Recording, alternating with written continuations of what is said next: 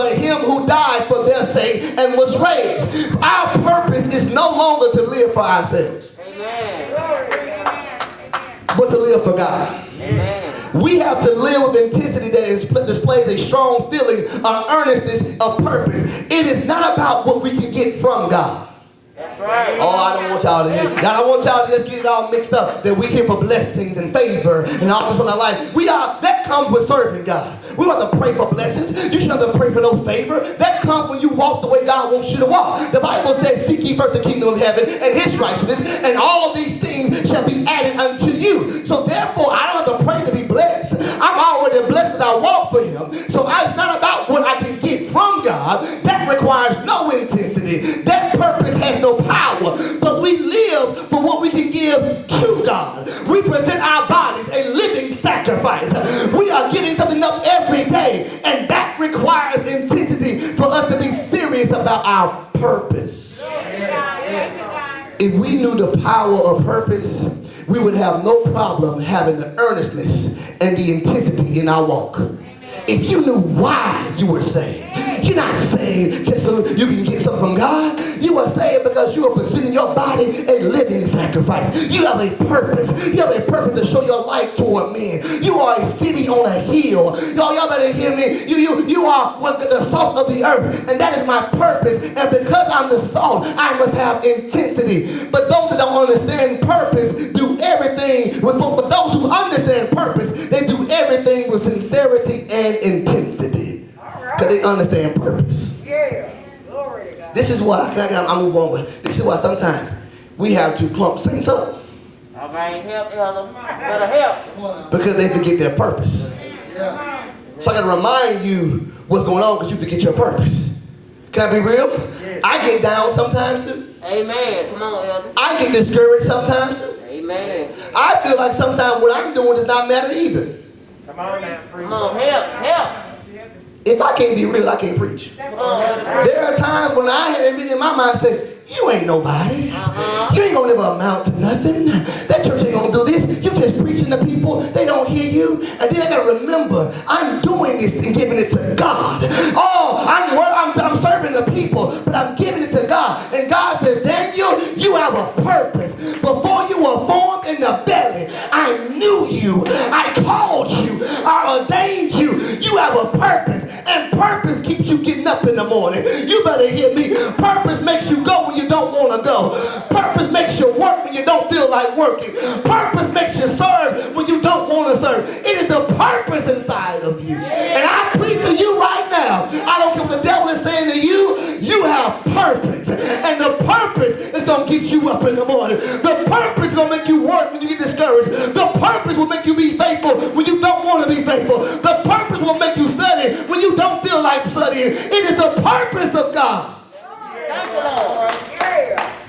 Statistics say that one of the hardest times for people is when they retire. No.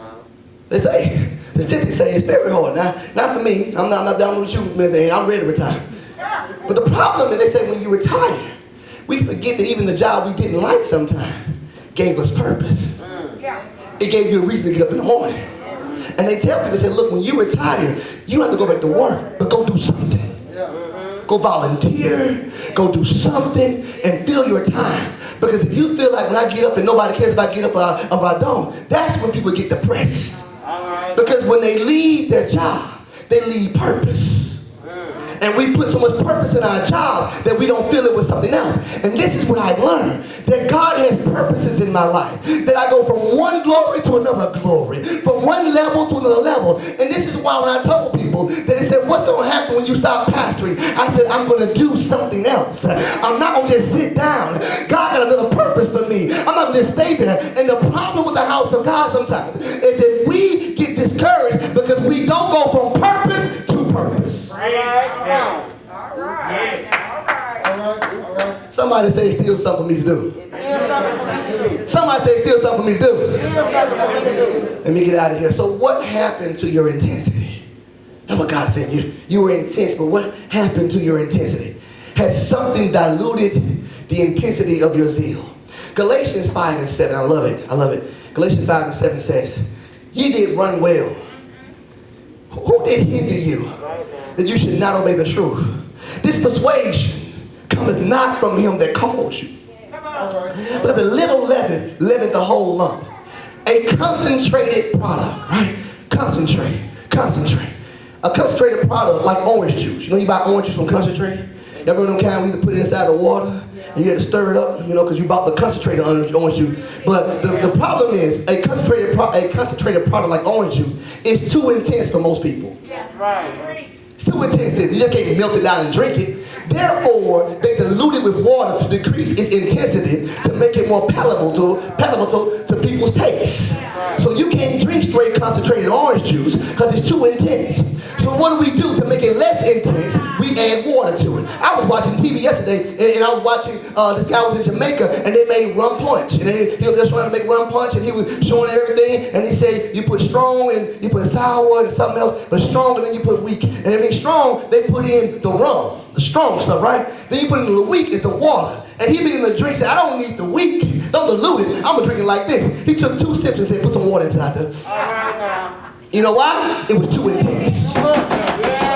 It was too intense, so they had to dilute it. Sometimes, hear me, your desire for the things of God is too intense for people. I'm going to preach to 5 people inside of here. Sometimes your desire and your motivation and zeal for God is too intense for people. And we find ourselves choosing to dilute our intensity so that we can be more palatable to them.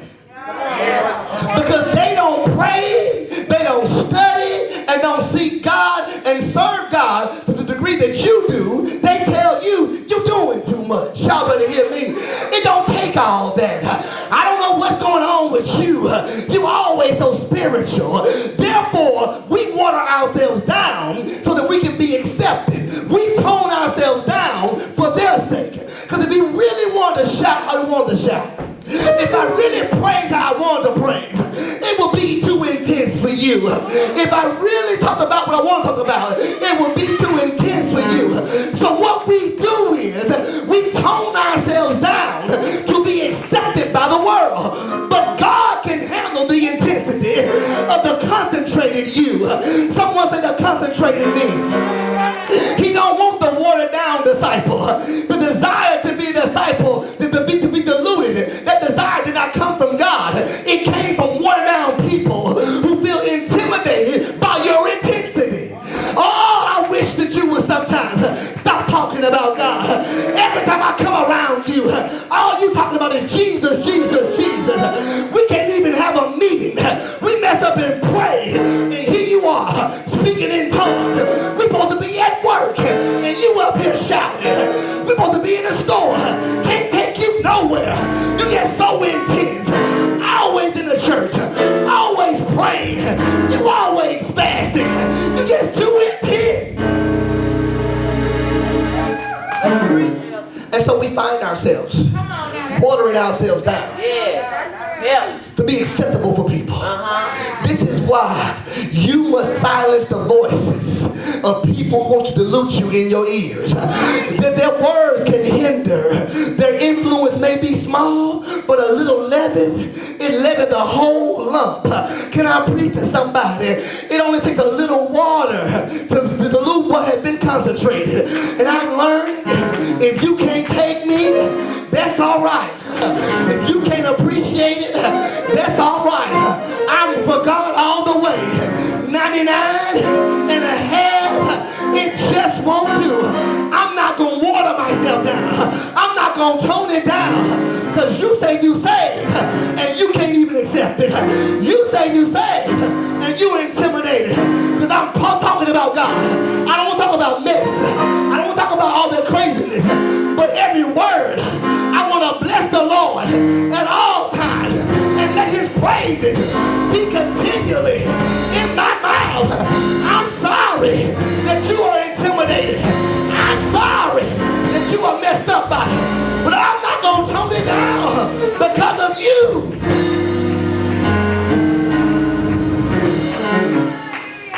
This is where I'm preaching to my people, but I guess everybody gonna hear.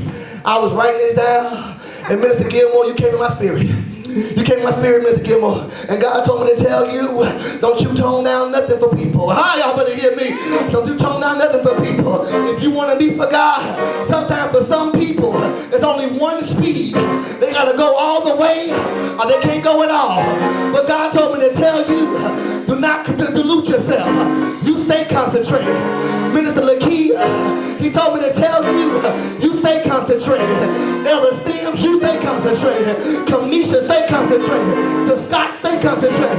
The Smith, stay concentrated. Minister Ann, stay concentrated. Oh, y'all better hear me. If I didn't call your name, you better shout out and say, I'm going to stay concentrated. I ain't toning nothing now. I'm not watering nothing down. You better hear me. Sister Patricia, stay concentrated. You could have thrown in the towel. We ain't going to have Vacation Bible School this year. But guess what? I'm not toning nothing down. We're going to still go forth. I got purpose. I got a reason to be in the house.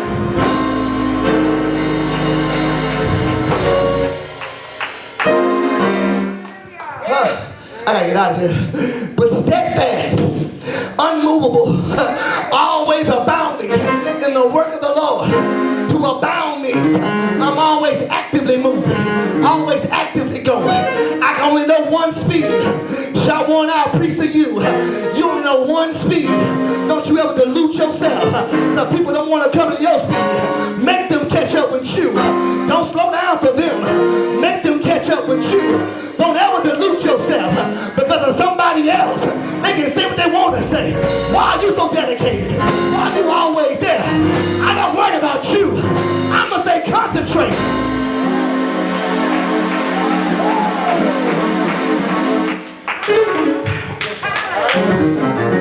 All right. So the second reason. If I ain't call your name, call your name. It's all right. I mean you too. I'm praying to everybody. While attaining all that you've attained, did you leave something? Getting all we can, you know, God has blessed me and my wife and been able to do some stuff that we never thought we'd be able to do in life. And, you know, God has blessed the family. Amen. But one thing I mandated in my house. I mandate. Now I will tell you, my oldest not here because he's sick. Y'all pray for him, amen. Amen. But he'll be okay. He made a little infection in his eye, but he'll be okay. But I mandate everything in my house. We got to make sure that we still serve God. I don't care what we drive, where we live, how much money we make. God got to come first. So 2 or 3 claps. God must come first. I mandate everything in my house to tithe. Amen. I don't ask for them to tithe. If you're under my roof, you will tithe. Because you're not going to curse my house. I don't care. My son has a little job and he makes some good money now. I said, you're going to tithe. Amen? Because I said, you know what? No matter all we've attained, have we let go of some stuff. Revelations 2:4 says, nevertheless, I have somewhat against thee, because thou have left thy first love. And Colin out here, so I preach on it. And I preach on when he here. But that's why I'm so hard on him when he go back there in that booth back there.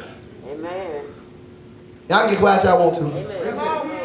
But with me, if you're going to serve God, you're going to give God your whole mind, soul, power, ability, everything.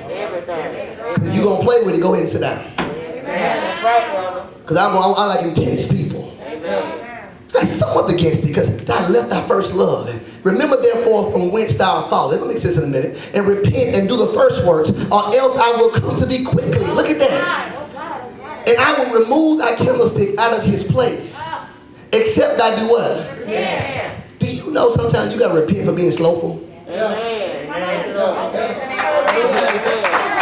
That's the problem with saved folks. You want to get on these young folks and say, y'all got to repent, y'all got to repent, y'all got to repent. But you're slowful. Amen. You got excuses. Yeah. You rebellious to God. God tell you do something, do what you want to do. Yeah. And you want to preach on them. Amen. You know how many times I had to repent for being slowful?